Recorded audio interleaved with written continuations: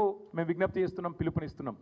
ఈ నయవంచనకు పాల్పడ్డ కాంగ్రెస్ను నిలదీయండి.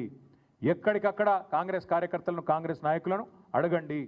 కాంగ్రెస్ ప్రజాప్రతినిధులను అడగండి, ఏమైందయ్యా, ఎందుకు అబద్ధాలు చెప్తున్నారు, రాష్ట్రం అప్పుల పాలైందని చెప్పి దివాలాకోరు మాటలు ఎందుకు మాట్లాడుతున్నారు అడగండి.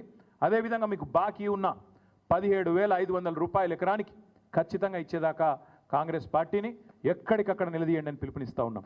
రేపు రాష్ట్ర వ్యాప్తంగా అన్ని మండలాల్లో మా పార్టీ నాయకులు, మా పార్టీ కార్యకర్తలు వివిధ రూపాల్లో రేపు జిల్లాలలో, నియోజకవర్గాలలో, మండలాల్లో ఎక్కడికక్కడ రాష్ట్ర రైతాంగానికి మద్దతుగా, సంఘీభావంగా ఈ మోసానికి వ్యతిరేకంగా నిరసనలు కార్యక్రమాలు వివిధ రూపాల్లో చేపడతాం.